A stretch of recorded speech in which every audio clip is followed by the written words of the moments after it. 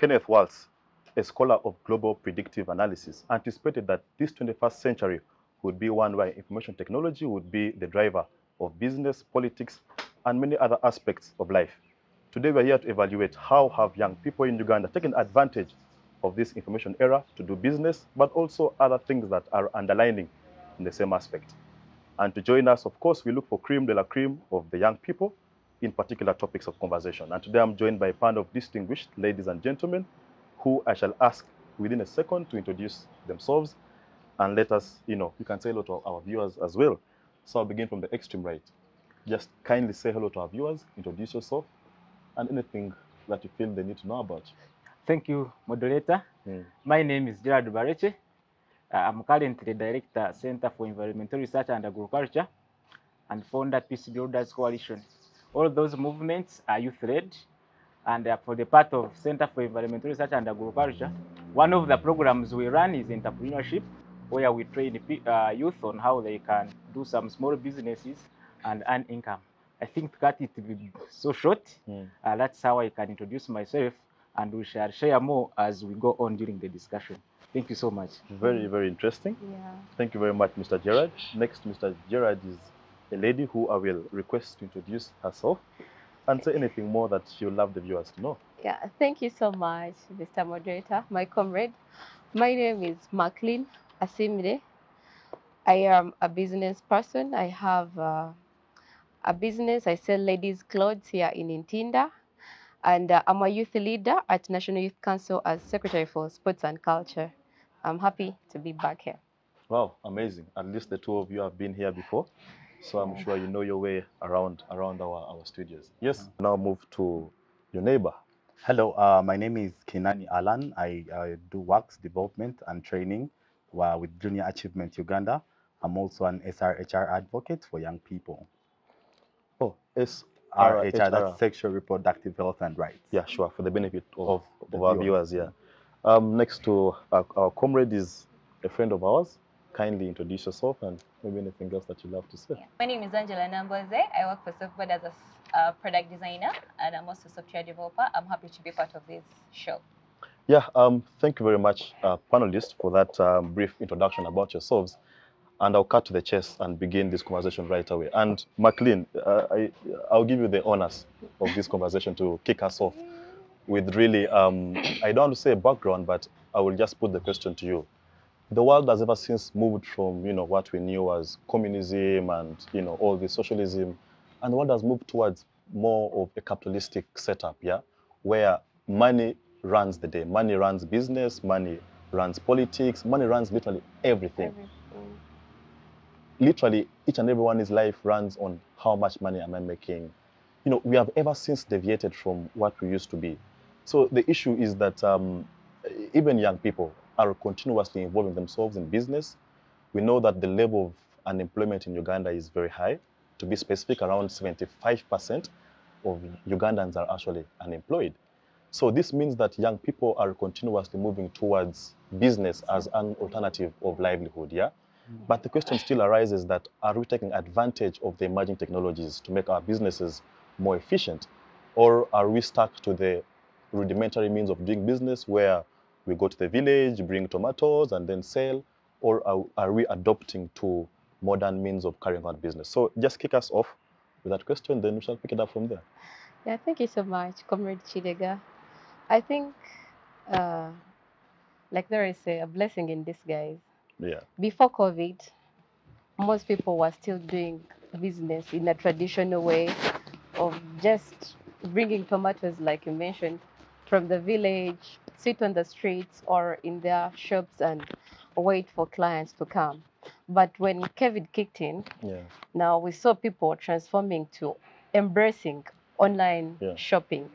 So meaning now people, you as a business person, you also have to look for ways of reaching to your clients online because there's no way they're going to get you when you're not online. So after COVID, we are seeing so many people transforming to or changing to online business, embracing online business. Even the clients themselves are now like so comfortable doing the things online and being delivered to their places of comfort. But of course, not everyone has really transformed to that, especially the young people, because of some few factors like data being expensive. Yeah. Then we also saw political reasons where some of the best online business platforms like Facebook were closed. So meaning people can't access their clients, because not everyone can use Twitter and Instagram for marketing their things. Reason being, Facebook reaches the down person, like it has so many users, and most of those users are the local people who can easily be your clients. So Facebook being closed also was one of the things that is still making the young people not embracing the online kind of real business. technology. Thank you very much, McLean. I, by all means, have a follow-up question for you, because I think that even when Facebook is closed, for how long are we going to lament about Facebook being closed? Should we think the China way and say that, okay, can we develop our internally maybe made social media system? China has ever since developed WeChat, so they don't have to rely on Facebook or Instagram. They can, develop something internally and use it. So I think moving forward, if we are supposed to encourage innovation, then we are supposed to look at indigenous and inherent domestically developed systems, because if we continuously rely on these other platforms, then that is us allowing that the Western world will continue to have power and control. So we shall expand on that later on. But let me move to Gerard. Gerard, you do training of young people, basically around entrepreneurship. I'll be honest with you. The trainings I've seen people get from such platforms is basically they teach you how to sew, if it is for the ladies, how to sew. If it is for the gents, they're teaching you how to make maybe shoes or something like that. But I haven't, and this is now your opportunity to really explain to us and maybe debunk my thinking and what I've seen. Because what I've seen is that they train them rudimentary things. I haven't seen them go an extra mile to teach them how do you market your produce beyond your locality, how do you take advantage of the digital platforms. So I want to know, as an executive director, as someone who is training young people to be involved in entrepreneurship, do you incorporate the aspect of, digital marketing, or you're simply there to, I'm sure you make some money out of it. Definitely. I like that. I like that, because actually in my first law lecture, the professor asked us, why are you all in the law class? So many of us had so many reasons. And personally, I said, justice and all that. Then the guy trashed all our answers and said, you're here to make money. So I want to agree with you that you opened up your organization to make money. Not the first priority. But now the question is, beyond the profit that comes with it, do you take an extra mile to prepare these young people for the real evolving information age that is here with us? Do you give them that extra skill, or you simply teach them how to sew machines and how to sew clothes, and then you leave them to go and hustle it out? Okay, thank you, Moses, and my fellow panelists, and thank you for that good question. I would debate this as a village boy and a town boy at the same time. Yes. One of the reasons why I began this Center for Environmental Research and Agriculture, I wanted a movement where I can bring youth together and do some business. Personally, I'm a farmer. I did agriculture, so it motivated me to make sure that I try and make sure I bring youth on board so that they can benefit in each and every program that comes out. The first point I want to make is technology is now the way to go. If any of us, if all the youth, 78%, you can imagine, if they can't embrace this technology, I'm sure we shall remain poor. And even the 75% we have talked unemployment rate, it will increase to 80%. Why do I say this? During my school at Makerere University, I'm one of the persons that benefited from online selling. I had my friend who was in Chikubo, so she used to give me T-shirts. I put them on status, and I can tell you I was supplying the whole College of Agriculture. Really? I would go in class with my T-shirts in bag. I put on sale. They say, Gerard, is this one there? I say, it's there. Then they give me my command, I go. I wasn't paying rent. I was using university Wi-Fi. So you see how I was making money. Now, let me tell you how. So meaning each time your girlfriend asked for maybe Javas, you could afford. Let's give that. I would tell her how to make that money. By the way, I would tell her, let me get for you shirts. You also do what I'm doing, and I Yes. would add some good money. Okay. Now, at Sekai, we do trainings.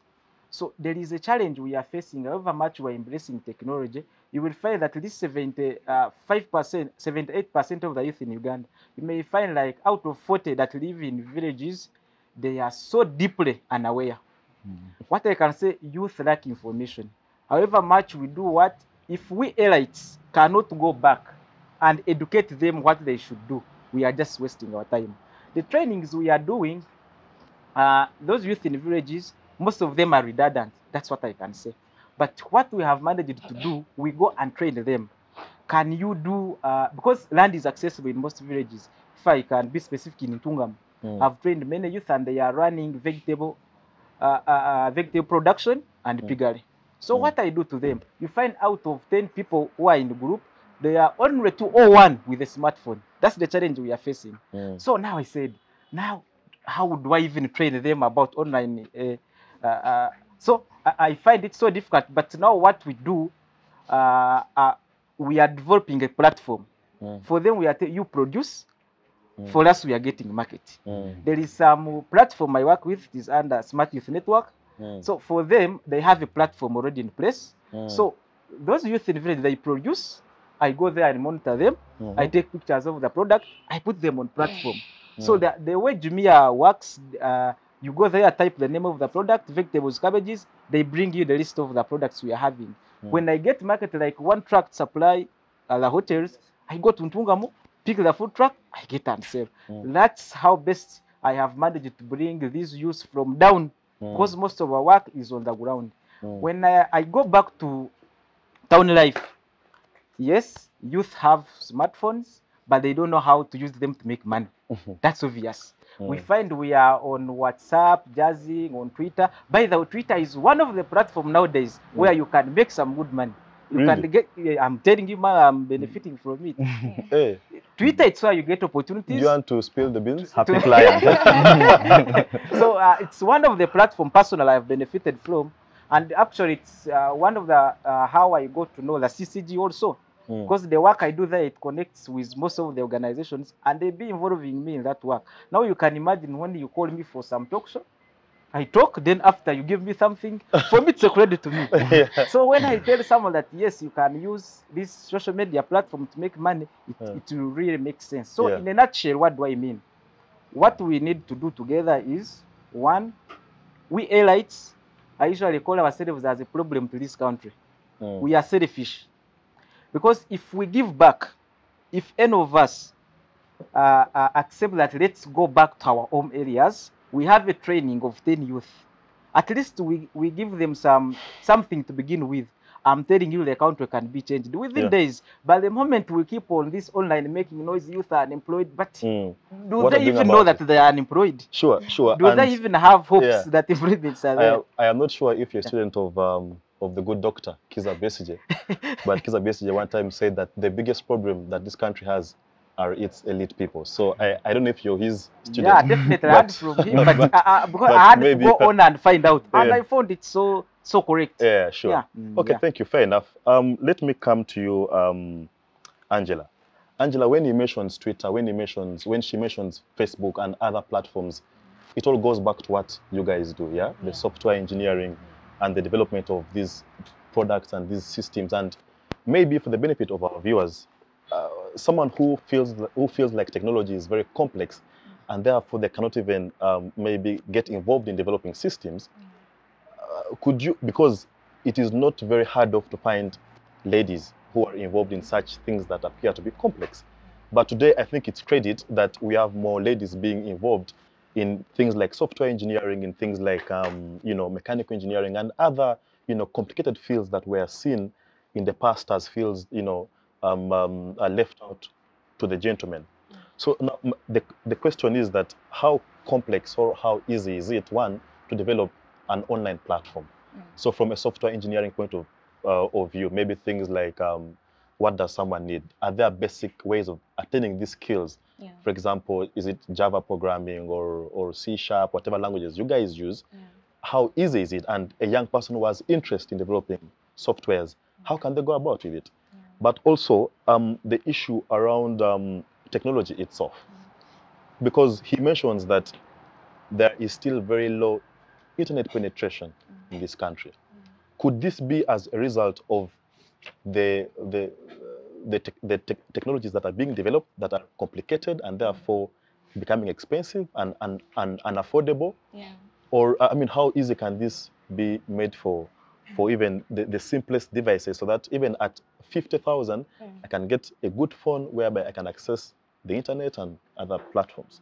Yeah. So first of all, I'll answer the question of how like the young girls and boys who are out there who are interested in joining the tech industry or the tech space, Yep. because technology is evolving day by day. Mm. Technology is evolving day by day, and Yeah. like most of the young people out there are like opting to join this space, yeah, but they don't know how to do this. So one thing is there are lots of resources on internet. There are lots of resources on YouTube, there are online courses that are providing this kind of platform for young generation that are opting to join the tech space, yeah. Yeah. And when it comes to the technology or to the kind of product that are developed using technology, how easy or intuitive are they for users to use them or to interact with them? First thing is when we develop some kind of features. So I'll give an example of software which I work for. There's so Yes. many features that it has introduced. Yeah. So there is the payment, paying bills, pay Yeah. a car, pay umeme, and all that stuff. Oh, really? But yes. So So it yeah, has one of the features. it has ever since moved from just mere offering transport Yeah, services. so we're to moving now. to the fintech side of it, yeah. So you see that most of the people out there they're not really aware of this kind of features, yeah. But it's us to go out there in the society, sensitize them, let them know about like how this kind of feature works. So when you navigate through the app, like when you click on a certain thingy button, where does it take you, yeah? So it's important for us also the engineers, the product designers, and so many people in the tech space, when developing a certain platform, could be like an online business, it's important to sensitize people about it. Yeah. Let them know about what you've come up with, how it works, how they can go about certain kind of challenges. Yeah. So Yeah, sure. That's fair enough. Yeah. And I have a follow-up question for you immediately, because to me it is somehow disturbing to find that the same platform is offering maybe transport services, then now you're moving towards fintech. Don't you think that this is going to make the platform more complicated for the novice user? Someone who has the ones that you were saying, the ones our friends in the village, who have no idea about what technology is about, and now here you are developing an interface on a system, and there is so much functionality. Yeah. You know, isn't that a challenge for the novice user? Are you making technology easily accessible, or you're complicating it? Yeah, so first of all, before coming up with a solution, because all that any online platform provides a solution to users, to their problem. So we first of all, we carry out research, we conduct research and find out like, is this something that really users are interested in? So a percentage of maybe like 70, you find that most people are like, why wouldn't you introduce this kind of feature on the app? Why wouldn't you apart from offering rides or ordering food online on the app, can we like pay bills? Can we pay umeme or stuff? So it all comes back to the users. We provide what users really want. Yeah. And for our people at like beyond like maybe the geo fence, maybe where our services haven't reached yet, before like even introducing the services to them, we first pass through them, sensitize them about how like how I said earlier on, how the app works and all the services it provides. So before like really coming up with a certain feature, it is whichever thing that is released or produced. It is research driven. Yeah, it is research driven. Yeah, it is what users really want. Yeah. We consider their needs compared to our needs. All right. Yeah. Alan, let me come to you. Yes, please. Just from where she has ended, it's what users want. You are a programs coordinator or officer at where you work, right? And maybe to establish, do you, as an individual, at an individual level, have you taken advantage of platforms like technology, like Facebook, WhatsApp, and things like that, to do your work? But also the concern is, if yes, do you think that, in your honest opinion, these platforms have made us efficient or they've made us complacent? Because I'll tell you that these days, I don't need to wake up early morning to rush to work, okay? I've seen memes on Twitter and online moving, whereby someone just gets off from bed and just puts on a tie and a shirt, and down here they have in the shorts. yeah, then Or shorts, boxers. yes, or boxers, and just sit on the laptop and they're at work. Yeah. Mm. Isn't there some level of complacency and laziness that this whole technology is bringing to us? That now I don't need to go to One Day Gear to buy something. I just need to get to my phone and order for it, and it's brought.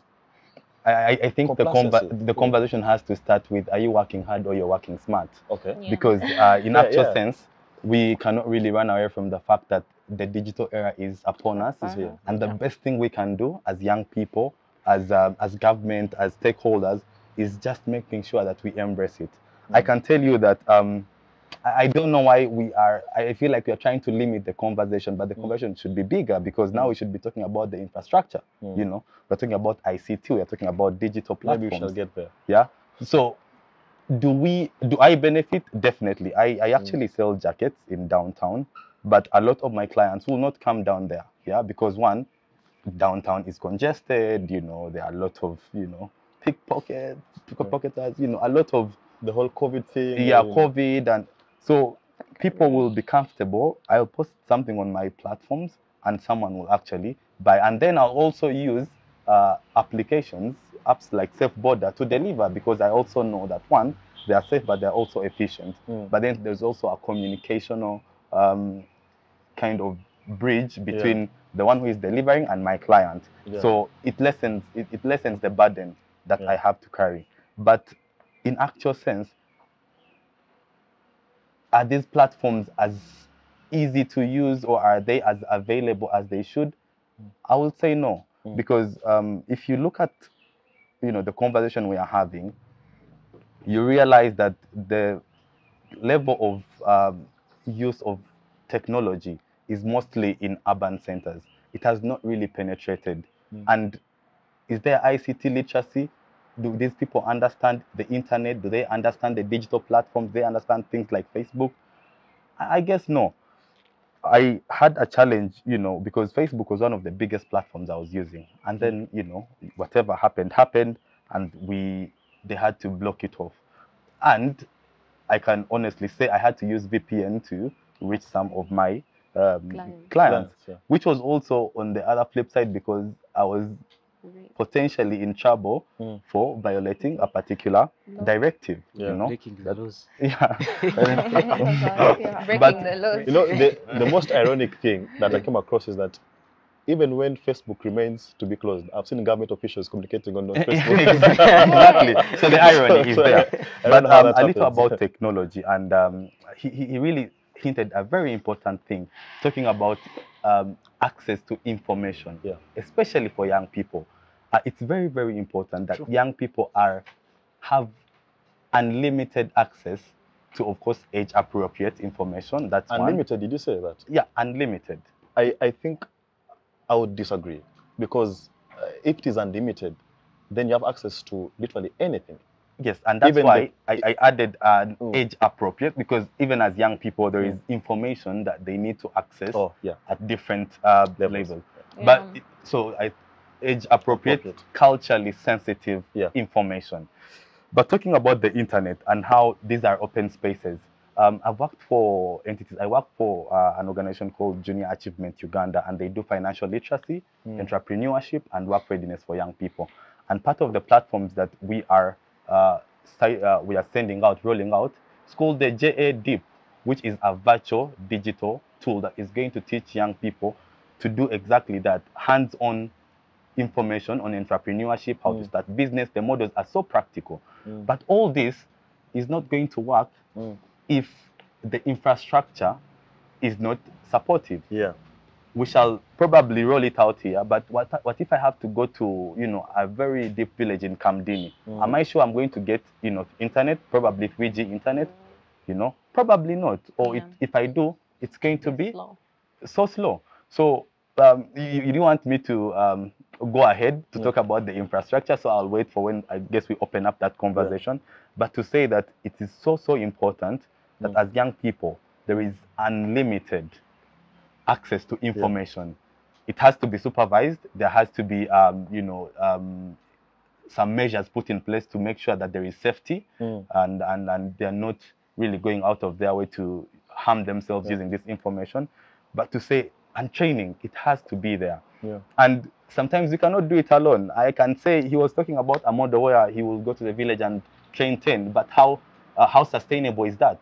Are you going to make sure that it is done across the country? Yeah. So some of these are really issues that go to infrastructure, go to policy level, go to government. Yeah. What is government doing? What are us as stakeholders pushing for? And the likes. Yeah. Thank you, Alan. You're forcing my hand to go towards the tail end of this conversation. But I think for now, let's first exhaust a very important aspect, and that is where I'll bring in Maclean.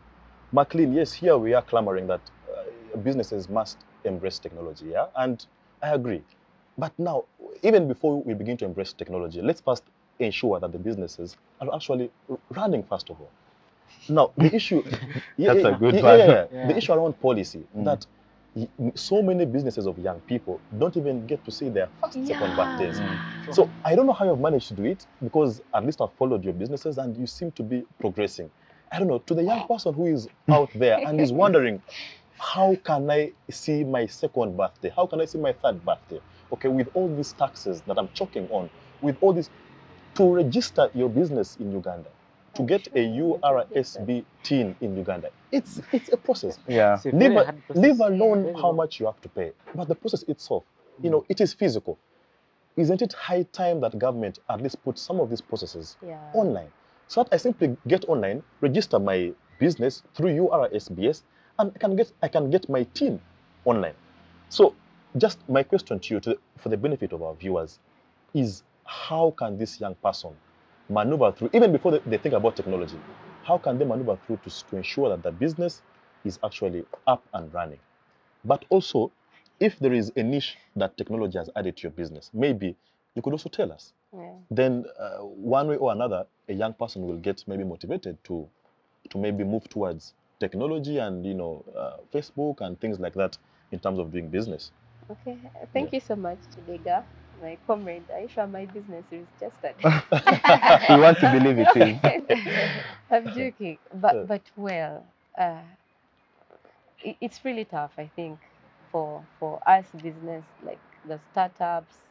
It's hard because I remember the first time I finally decided to get a physical shop. After 2 days, KCCA came. Really? Yeah. Wow.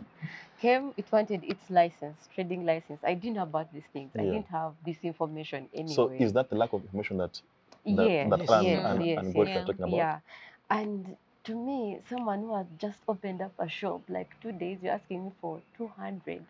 It was a little bit... sense. It was embarrassment. Yeah, it was a little bit hard, like, and too much for me, because I hadn't made any sale anyway. I've just started. But have maneuvered fast, as I think, to me, it's online. Basically, I've managed to go through all the stages because of online. I started when I was online. Even when I got the physical space, still it's online. Because even up to now, 99% of my clients, I actually don't know them, but most of them are online. Yeah. I rarely get walk-ins. Yeah. Yeah, so really, the online bit has really worked for me. Yeah. Because there's a time where I had to, like, maybe I decided to, let me close and go back home because rent was choking me. That was after lockdown. Rent was choking me. Remember, you have to pay for the previous month you didn't work for, that time when they had closed us. Then these people are asking you to pay for rent. You've not been working. Yeah. So I decided to shift my things home and be selling online. Yeah, because the beauty about online is you can maneuver when you're still a startup and be dodging collab taxes. I'm not encouraging Ugandans to dodge taxes, but yes, for starters, that's how you manage to dodge collab taxes and also and to reduce, get your foot, and reduce the cost of running your business, Yeah. like the rent, if you can do the things from home and have the reliable border people to deliver call for you. Yeah, but of course with time you have to legalize things as you grow. But for starters, if the rent bit is not really working for you, just start small from what is really good for you. Even at university, you can do these things from your hostel. It's just a matter of getting your phone, the WhatsApp groups you're in, the Facebook things you have, the Twitter spaces, the Instagram spaces. Once in a while, post your product. Be consistent anyway. At the end of the day, even if you've grown but you're not consistent, then of course you won't manage to see your first birthday or second birthday. But consistency. I'm is seeing is- Alan. Yeah, I'm seeing Alan is I'm so fascinated with where she took her business, and I feel like this is what we have to tell young people, like start like this, do this. But in actual sense, we should not really separate ourselves from the realities that are on ground. Things like the cost of internet, but also the efficiency of internet. There is not a 12% tax on data. Is it 12%? Yeah, but it's 12. Yeah, it's Yeah, I 12% think tax on so. data. We can cross-check and be sure about it's that. 12%. Yeah, So- but things like that are hindrances. Before the OTTT was scrapped, people had to pay 200 to access some of these social media platforms, and you do not know how much people dropped off from using the internet, especially young people, because of such. So I always want to bring myself the realities that we have in our communities, and understand also what does a smartphone mean if I'm going to run a digital business, do I have enough to charge the smartphone? Do I have enough to pay for the data? People are doing online, they're taking their business digital, and you see all these, reach that they are getting, but some of them have to boost. And it's it's a platform where you actually pay for these social media platforms to push your content, to push whatever you're selling to more buyers, but you pay for it. Are we sure that our young people can actually afford? Because even the process of paying requires probably one to have a bank account such that you have a credit card that you will use to pay Facebook Incorporation somewhere in America, the Meta company. So really, I understand the aspect, but for me, it always goes back to the realities on ground and how effective can this be for averagely all the young people around, because I don't want to also have this being a case of they have a privileged group of young people or a privileged group of youth that are benefiting. Let's make sure that whatever it is really cutting across, because I'm going to go, like I said, in Kamdini, and someone is not going to have internet that is fast enough to upload their merchandise. That's true. Or they probably will not have power to charge their smartphone, and occasionally they have to run it to the center to charge, and before they bring it back, a client who wanted to buy a product has already moved on. Because I want to buy, I ask you, you're not online. you're not online, and then because I'm Google. probably charging my phone from the town center. Sure. So some of these look like really, really small things, but they are so crucial. They are so important. And like I said, the consistency for us to do away with them is something that we cannot do on ourselves. So that's why I always want to throw it back to a bigger. While it begins with me, I also have to acknowledge that there has to be a lot of infrastructure development in terms of ICT that need to be done by a bigger source. In this case, I'm tasking government. And fair enough, Alan. I had to bring in Mr. Godfrey. Godfrey, you've been quiet for some time now. Gerard, not Gerard, sorry.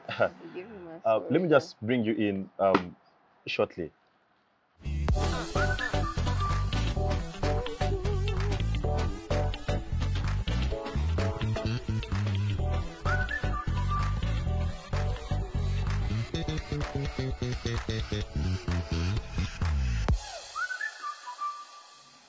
Yes, thank you very much, Alan. Let me move to Gerard. Gerard, Alan has, I would say, forced my hand to bring into the aspect of government and the role of government in all this conversation. And I believe government has a role to play, and above all, a central role to play. Now, let me give you a hypothetical situation that about a month ago, the Parliament of Uganda was investigating the controversial Honorable Zake issue. And then officials came from UCC and said that we cannot trace where this tweet came from. We don't have the infrastructure to know where this tweet came from. So yes, we would love our country to have the infrastructure and all these servers and all this technology, and then whatever it takes for government to be efficient and at its work. But if government cannot be efficient in terms of having infrastructure readiness, to do some of these, what you'd assume, small things, do you think that they can provide the readiness for the entire country? If a government institution like UCC doesn't have the capacity to know where a tweet came from, do you think the government of Uganda has capacity to avail the infrastructure required for young people to benefit from technology? Because here we are speaking things like having maybe having servers, government servers, set up across the country. Maybe things like having internet boosters set up across the country. More masks being put up in place. So it requires a given financial investment. But also, if you look at the Ministry of ICT, there is no, okay, I know there is an innovation fund, but I think it's underfunded. True. So I think there is a lacuna somewhere, and that government is not doing enough, because even when government has gone online with some of its services, like NIRA and all that, it looks like they are not doing much to avail the infrastructure that requires its citizenry to be able to embrace some of these online services. So, two things: do you think government has the readiness in terms of infrastructure? Then, two, do you think that as citizens we are prepared to embrace the move by government to go digital in its government services? Oh, thank you, Moses, for that wonderful question. I would first say the government has the capacity. Because when you read the Zake tweet, at first it was the UCC which was shining everywhere, that we know where it is, plus, but as the process went on, because what I can say, the moment the government has interest in an issue, they have to find out and come out with evidence. And most of the time, the evidence, if it doesn't come within a week, just forget about it. Things have to turn around. So I can say the government has capacity. It has machines in place, but I think the people who are using the machines are not. They are knowledgeable, but there is what stops them. Could it be because I think maybe they work on instructions, but I'm sure, because you can imagine there are cameras on the roads, accidents are happening, but you find the police without no information. But cameras on the roads, they are capturing everything. What's hard to go in Naguru and find out what has been happening? An incident happens here, there is a camera, but police takes hours to respond. Why? It means someone, maybe the control room is not responsible, maybe is not there, but what I can say, the government has capacity and has everything it takes to make sure that technology here in Uganda is embraced and champions each and every maybe moment. Just what is your comment regarding, for example, well, knowing that, for example, the minister of ICT is actually a medical doctor.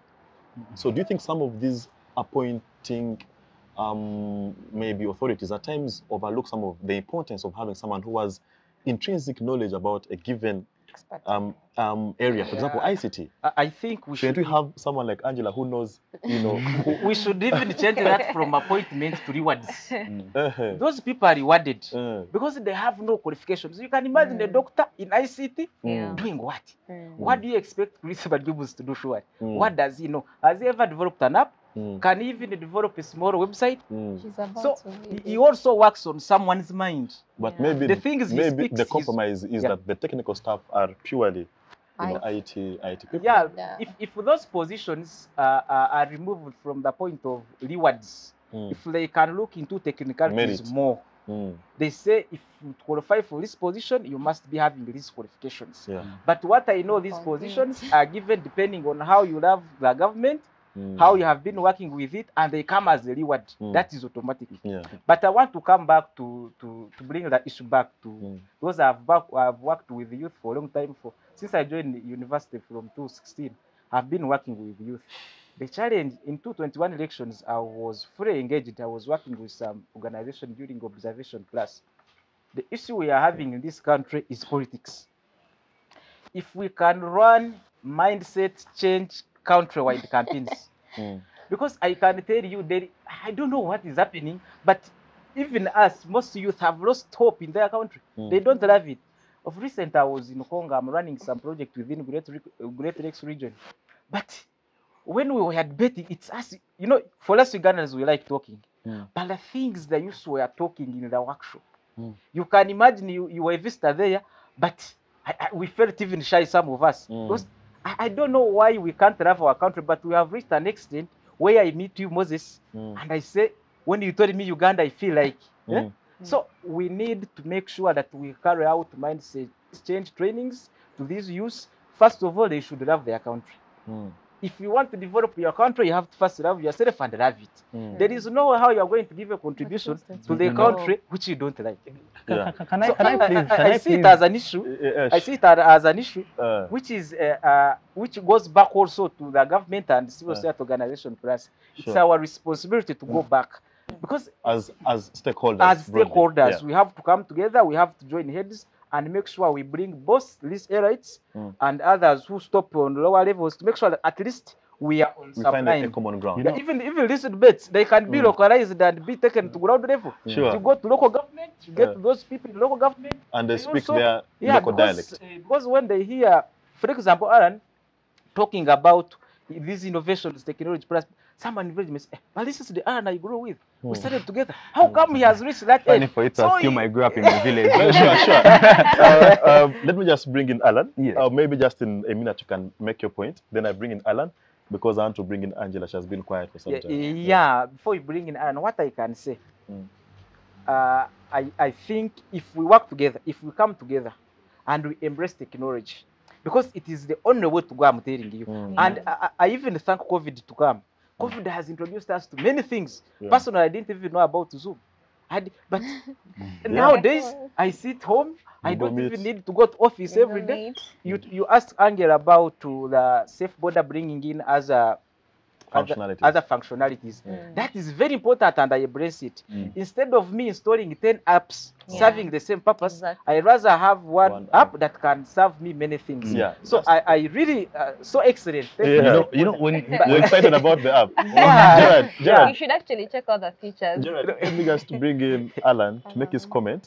Then I want to give when he talked about not having some of, you know, this infrastructure being there but not being used, I kind of, you know, was disagreeing a bit to a certain degree.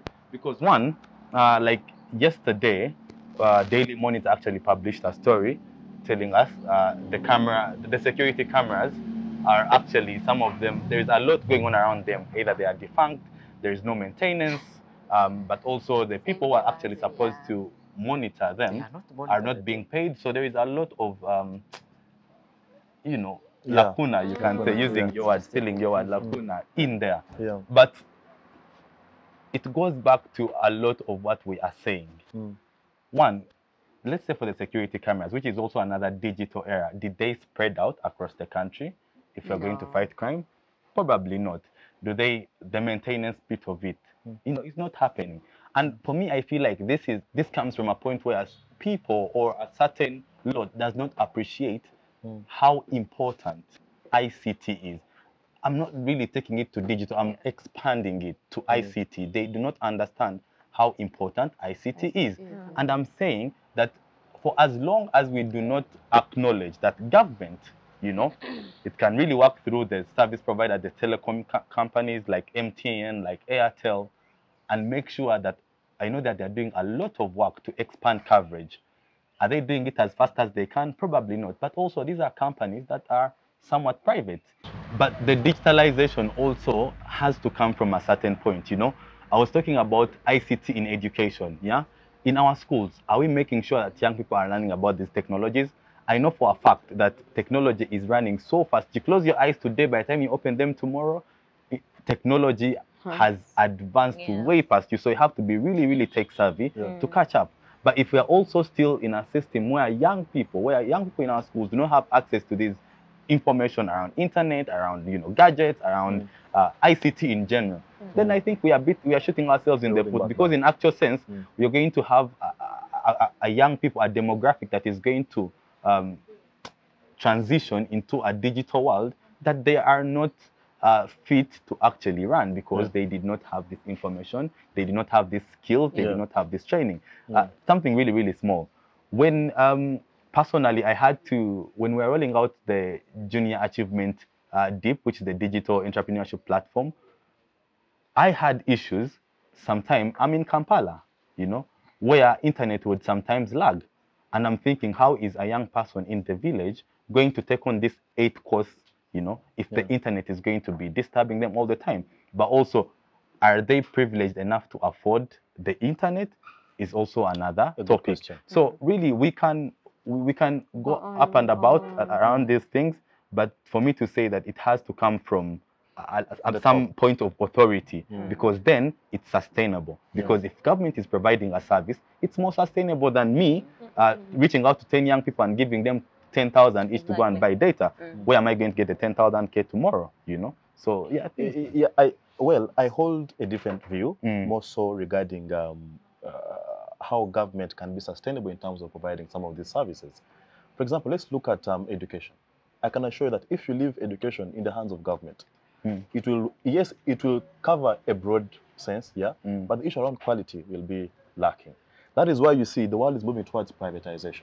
That even the telecommunication sector, the health sector, whatever sector it is moving towards the private economy, which is a bad thing. It has its setbacks, because I mean the private player is a purely business-minded person, so he will explore the consumer as much as possible. But government has a role to actually cushion and protect the consumer through policies.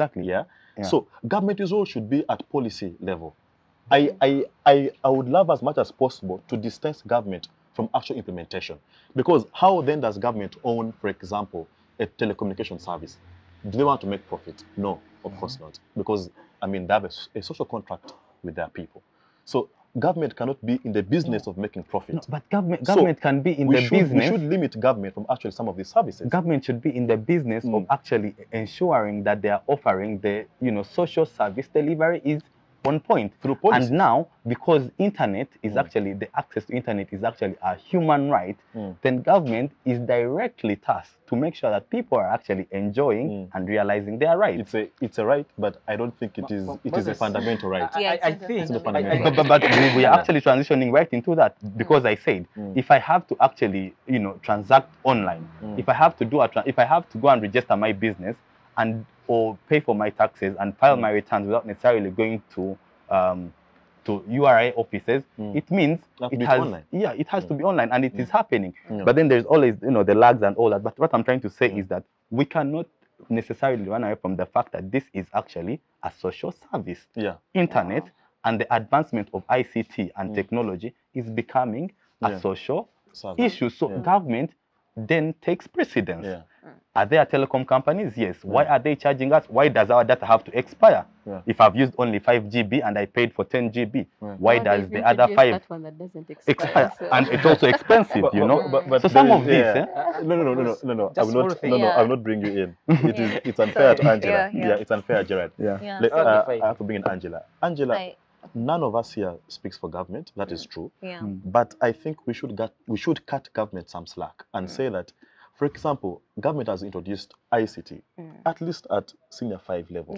Well, it is optional, but at least it is there. Okay. I saw a comment about a month ago where the Minister of Education is proposing that secondary school students should have access to their mobile phones maybe over the weekends. So I think government is gradually trying to move towards building or inculcating the culture that we must move towards technology. Of course, with the challenges withstanding, we cannot take it away. But I think government is trying to move towards, embracing ICT. So from your perspective, do you think more needs to be done into the curriculum of Uganda? Maybe should we introduce ICT at a much more lower level, say senior 1, so that it is not until you become an adult in senior 5 that you begin to see, how do computers work? How does a mouse look like? I think we should bring it lower. Exactly. That's the point. It's important to introduce ICT to even at a lower level, I should say even at a primary level, because as time goes by, technology is going to be in control at some point. You find that even right now that most of the people are losing their jobs because of because of introduction to technology in some companies or stuff. Yeah. So if it is introduced to at an early stage to like to the pupil that is in primary level, also in the secondary level and stuff, it is important for the like most of the population to be really having knowledge about like what really ICT entails. Because I'll give an example. Me as a person, like my experience, I got to know about ICT when I was at A level, yeah. But the whole of my O level, I didn't really study this. And guess what? Like when I was introduced to ICT, I'm like, what does this really entail? That is what actually it's one of the things that really pushed me to enter the IT industry, yeah, because it pushed me to find really more what really like this kind of things that we do, the apps that we use, like what is really running behind them, like what kind of what kind of trick is done. So it is important. But if I knew this before, and like I really maybe I had knowledge about it, maybe I would be in a different kind of career, yeah. So it's really important to introduce it at a lower level for everyone to really be engaged in, because it is really evolving. Okay, just I'm going to invite you to make your final comments, but just before I do that, just a comment from you, Angela. The issue around artificial intelligence and blockchain. Do you envisage, as someone who has IT, knowledge, do you envisage artificial intelligence replacing human beings eventually in the near future or in the next century? Yeah. So the issue around artificial intelligence.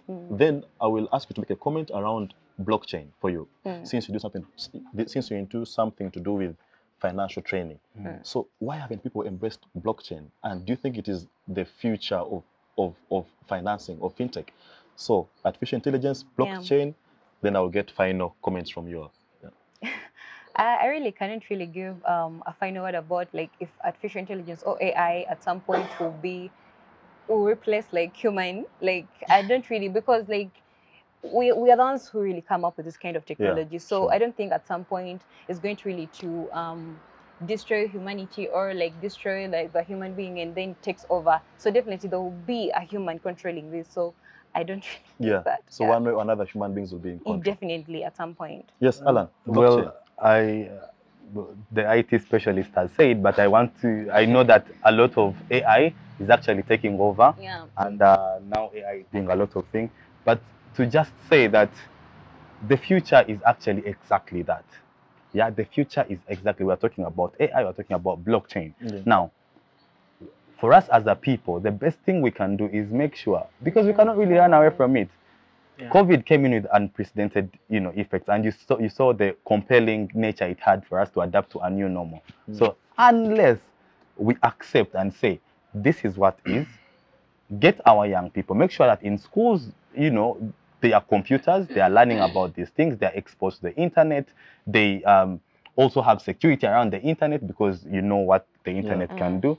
Then we are really running away from the problem. The problem is not that our young people cannot actually jump onto these trends or cannot adapt to this new normal. The problem is that the structural hindrances that are there are only going to benefit a few who are able to actually penetrate these spaces.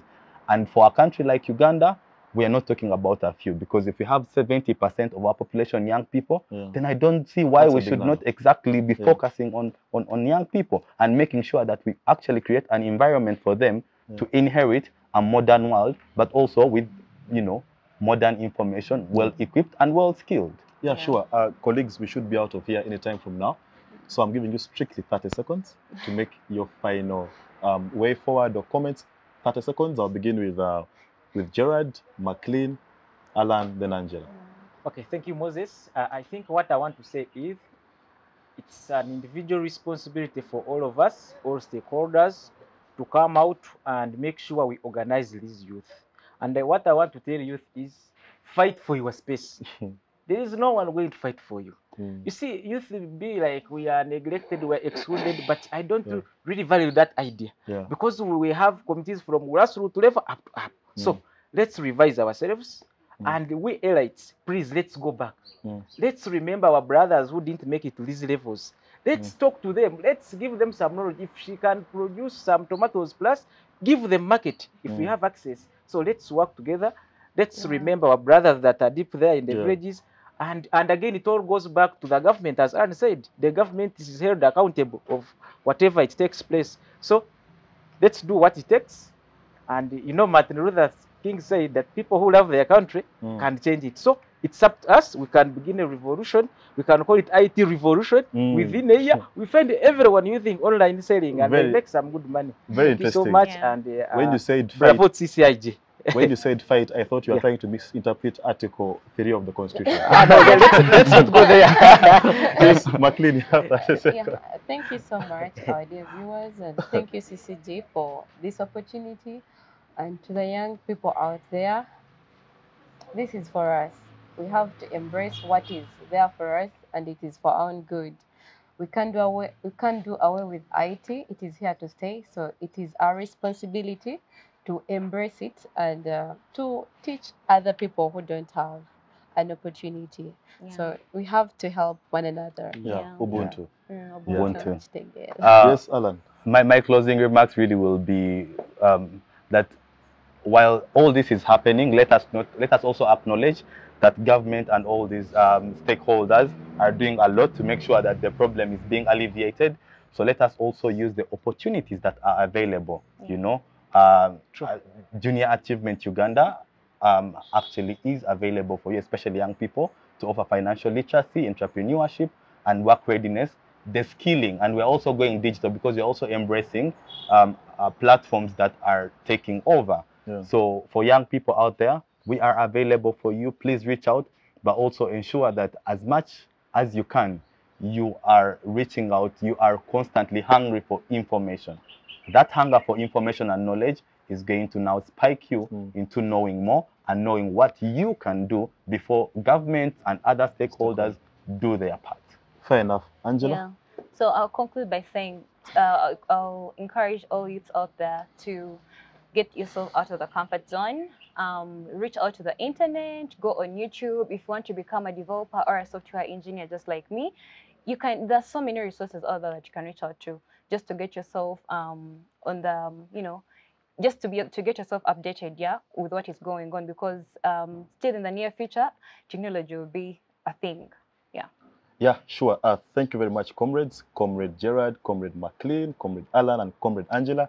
Thank you very much for sparing the time to be on the Youth Roundtable. To our technical team, Rashid and the rest, thank you very much for ensuring that our viewers get the show right on time. You've heard from our panelists. Please put your comment on the comment section. Let us know what you think and let us know what we need to improve to bring you a better show next time. Otherwise, thank you and see you next week. Bye-bye.